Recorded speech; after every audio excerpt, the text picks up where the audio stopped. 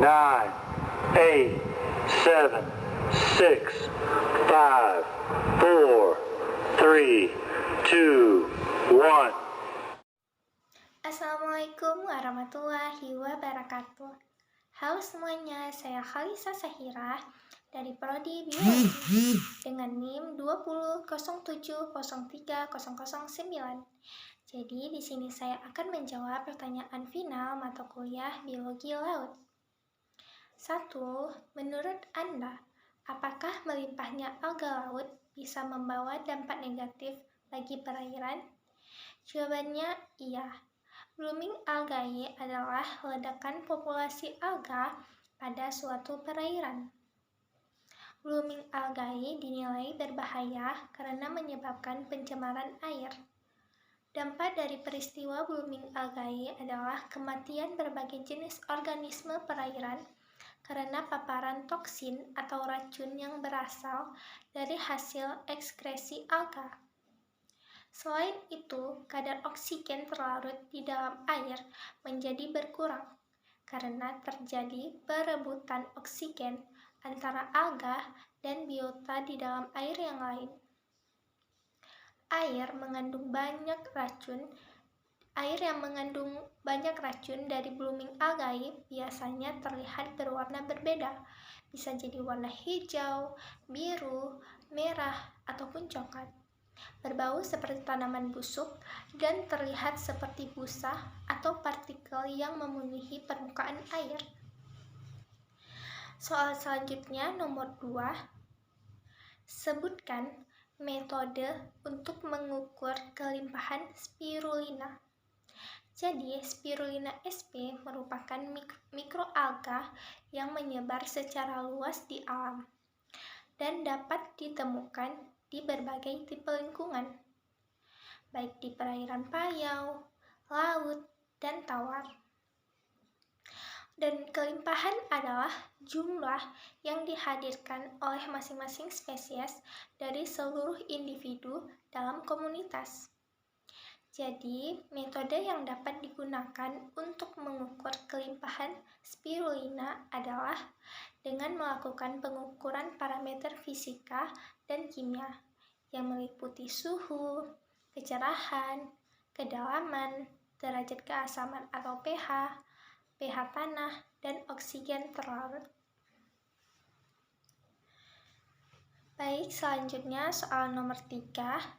Fase pertumbuhan mikroalga adalah fase eksponensial. Fase apa saja yang mempengaruhi fase ini? Faktor-faktor lingkungan yang mempengaruhi pertumbuhan mikroalga diantaranya adalah suhu, salinitas, dan cahaya. Suhu merupakan faktor lingkungan yang berpengaruh terhadap proses metabolisme dan fotosintesis.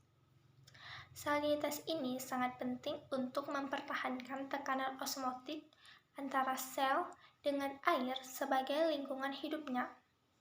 Dan terakhir, peningkatan intensitas cahaya yang diberikan pada mikroalga menyebabkan laju pertumbuhan semakin meningkat.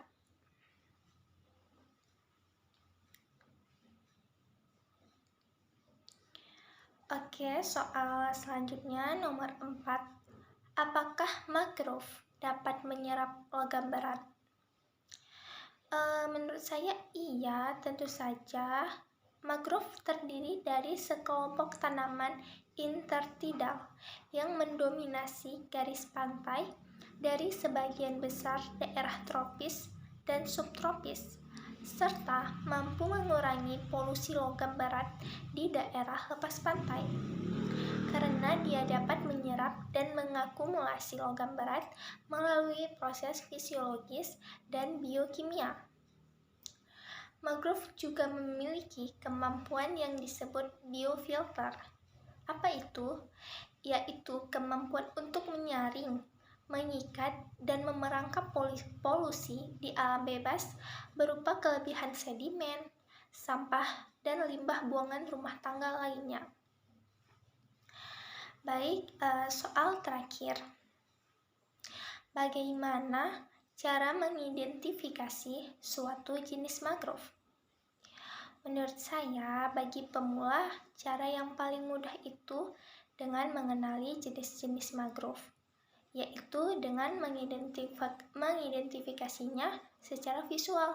Bagaimana caranya?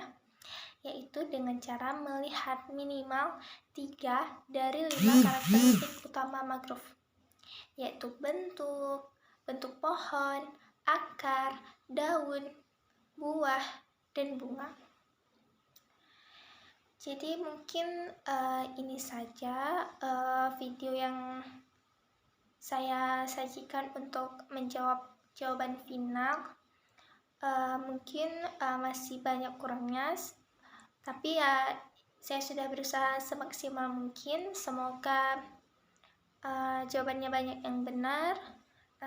Lebih dan kurangnya saya mohon maaf. Semoga bisa dapat nilai A. Baik, wassalamualaikum warahmatullahi wabarakatuh.